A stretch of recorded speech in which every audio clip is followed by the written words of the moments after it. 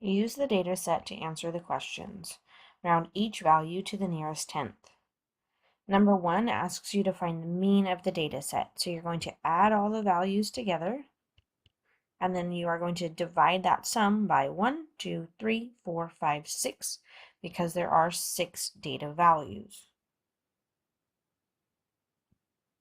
So 88 plus 87 plus 93 plus 92, 95, and 90 is a sum of 545. Then we'll divide that by 6. Rounding it to the tenths place, 90.83 repeating the 3 leaves it at an 8.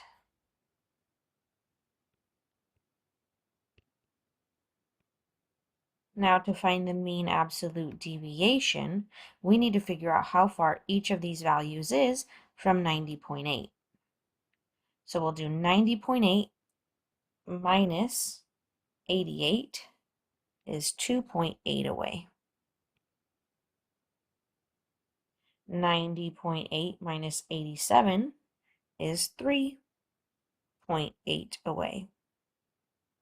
93 minus 90.8 is 2.2 away. 92 minus 90.8 is 1.2 away. 95 minus 90.8 is 4.2. And 90.8 minus 90 is 0.8. To find the mean absolute deviation, we find the mean of all of these deviations. So add those up and divide by 6, and then round your answer. This is another digital lesson, so again, you can follow along in the video, or if it's unlocked on your computer, you can follow along there. You will be given either 10 seconds or 20 seconds to memorize where emojis are in a set of cards. Everyone is given the same number of attempts to recall as many locations as possible. Do you think 7th grade students typically remember the locations of the same number of emojis under 2 different time limits? No. I think if I was given more time, I would be able to remember the location of more emojis. So I think with 20 seconds, I would get more emojis than if I was only given 10 seconds.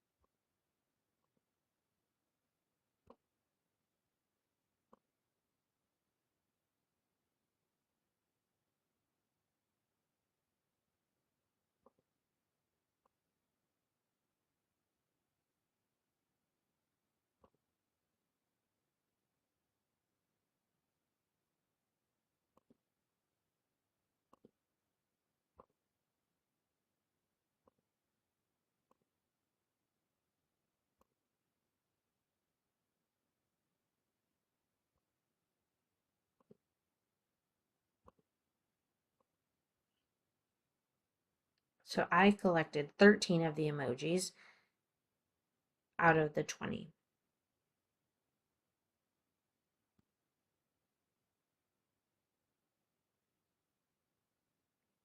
The class results for the 10-second memory game sample are shown. Where do you think the center of the distribution is?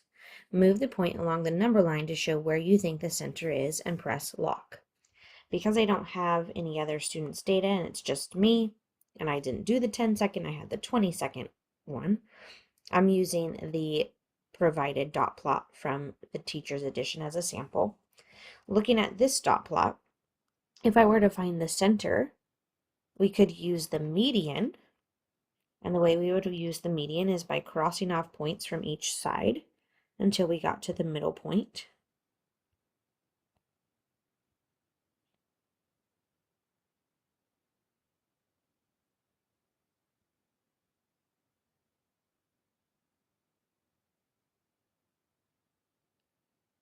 Which would put the median at about 6.5.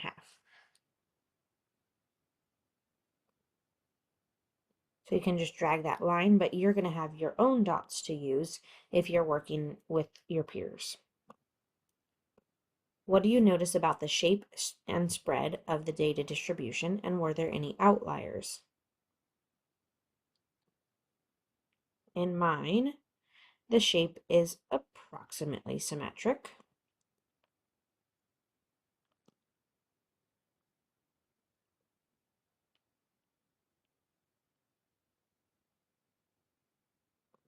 And the spread, we went from 1 to 13.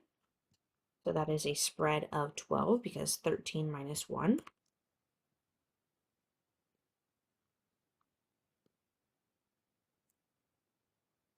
is 12. Are there any outliers?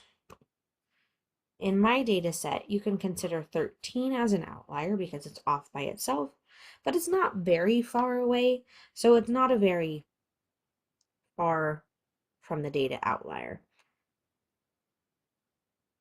Typically, if it's that close, you wouldn't consider it an outlier.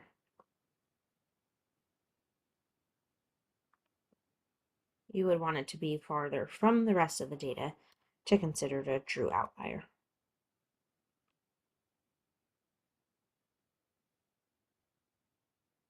It says move the points to create a dot plot for a 20-second memory game sample where the data distribution indicates strong evidence that there's actually a difference between the population means. So since our 10-second sample had a center around 6.5 or around 7, we would want this one to be centered at a different location so that there was strong evidence there's actually a difference between the population means.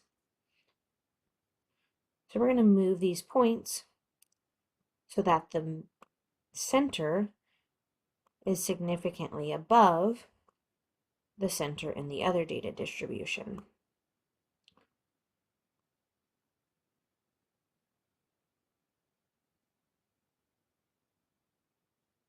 Explain how you created a dot plot for a data distribution that indicates a difference in population means. I placed the dots so that the mean would be significantly higher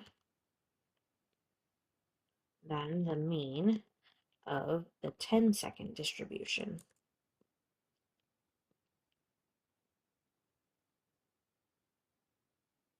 The mean of the other, or the median of the other one, was around 6.5. If we measured the mean as well, it would probably be centered similarly because it is approximately symmetric. So we want the mean to be higher in this one or significantly lower, but our prediction was that we would get more in 20 seconds.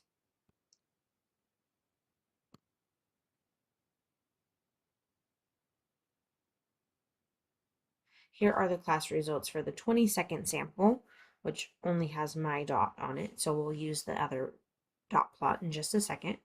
Where do you think the center of the distribution is? Here is the 20-second distribution from the teacher's edition. If we were to look at this, we might say that it's centered closer to 13 or 14. So we're going to slide that dot over to match this dot plot. So we'll take that one closer to 13 or 14 and lock it in. What do you notice about the shape and spread of the data distribution? And are there any unusual values? The shape of this one is also approximately symmetric. The spread from 6 to 20 is a difference of 14. And again, there don't appear to be any outliers. There are 3 of them here, so they're not outliers if there's a grouping of them.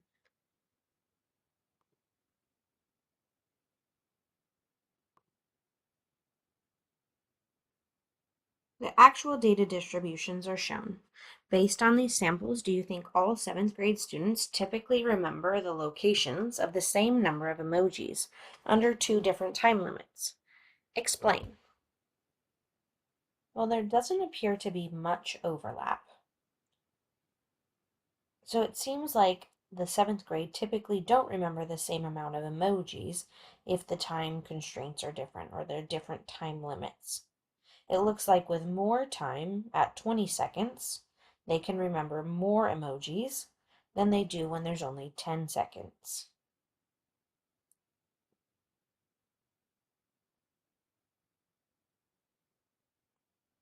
The mean and mean absolute deviation for each data distribution are shown.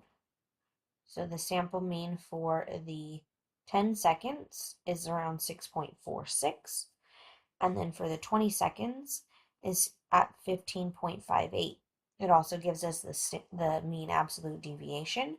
Remember, this is typically how far each data point is from the mean. The question here is, what do the mean and mean absolute deviation represent in the emoji memory game context? Well, the means represent the typical amount of emojis that people remembered their locations of, and the mean absolute deviations represent typically how far or how many emojis different people remembered from the mean. So I said typically students remember the location of 6.46 emojis when they were given 10 seconds and 13.58 emojis with 20 seconds. The data values varied about 3.04 emojis with 10 seconds and 2.92 with 20 seconds. Remember, if you have data from your classmates, these numbers are going to be different and they should match the data that is provided to you on this slide. Fill in the table below the difference between the sample means. So you are going to subtract your sample means. Again, if you have data from your classmates, your values will probably be different. So 13.58 minus 6.46 is how I'm going to find my answer. Then the larger mean absolute deviation, in my case, the larger mean absolute deviation is 3.04. And then the number of mean absolute deviations that separate the means. So we're going to figure out how many of these does it take to get this difference. To do that, you are going to divide. So 7.12 divided by 3.04 is going to tell you how many mean absolute deviations are required to make up that difference, which is 2.3421, and it continues, but we're going to round to 2 decimal spots. Since the 2 is below a 5, we're just going to leave it at 2.34. Again, if you have different values here, you need to divide this number by this number to tell you what goes here. Your values need to match the information from your sample means and sample mean absolute deviations from the data of your class. Based on your results, what is your answer to the statistical question? Do you think 7th grade students typically remember the locations of the same number of emojis in 2 different time limits? Typically, we look for at least 2 mean absolute deviations away. Since this is more than 2, we would say that it's not possible for it to be left up to chance that these amounts are different. So I wrote, no, the sample means are separated by about 2.34 mean absolute deviations. We can shorten that to MAD for mean absolute deviations. This tells me the difference in sample means is greater than we would expect due to chance alone if the population means were the same. So no, I do not think that they find the same amount of emojis with two different time limits. Now it says, let's consider a population of 7th graders in Eureka School District. Students are randomly selected to play the emoji game. 20 students play the 10-second game and 20 students play the 20-second game.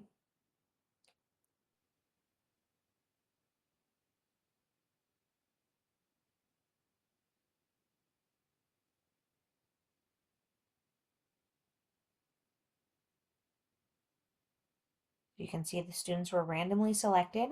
Some of them were given the 10-second game and some the 20-second game. Here are their results. These are the results of the random samples of 7th graders from Eureka School District. Do you think the sample means are different due to chance alone, or do you think they are different because the population means are different? Explain.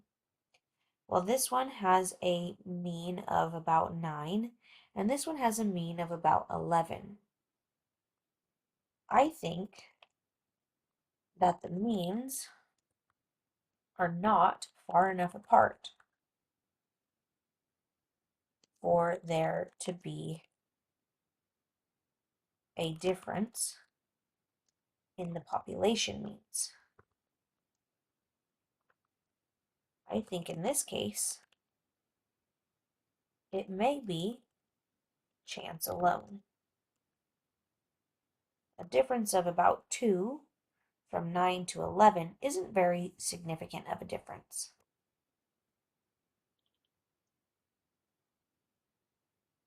What do the mean and mean absolute deviation represent in the emoji memory game?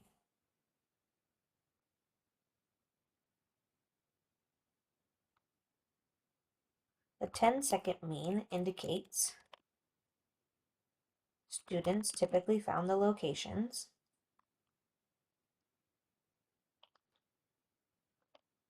of about 9 emojis. And in the 20-second game,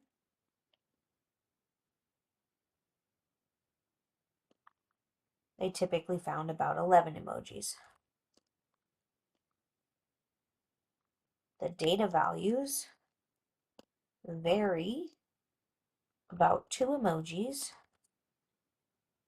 for the 10-second game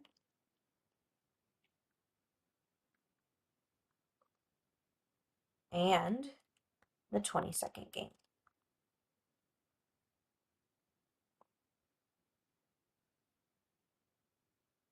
Here it says the difference between the sample means. So we are going to subtract the sample means to find their difference. 11.05 minus 8.95 is a difference of 2.1. The larger of the mean absolute deviations, the bigger one here is 2.26. And then we've got to figure out how many mean absolute deviations that is. So we're going to take 2.1 and divide by 2.26. And that comes out to 0.9292, and it continues. So we're going to round.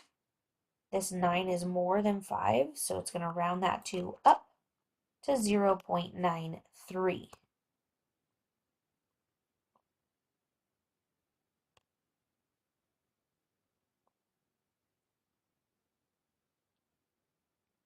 Based on your results, do you think 7th grade students in Eureka School District typically remember the locations of the same number of emojis under 2 different time limits?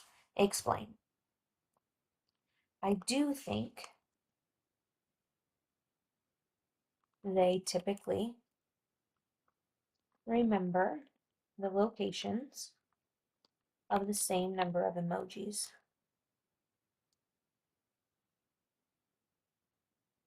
0.93 deviations away is not high enough to say that the population means are different. we look for at least 2 deviations away to say that the population means are different. 0.93 is not 2 of those mean absolute deviations.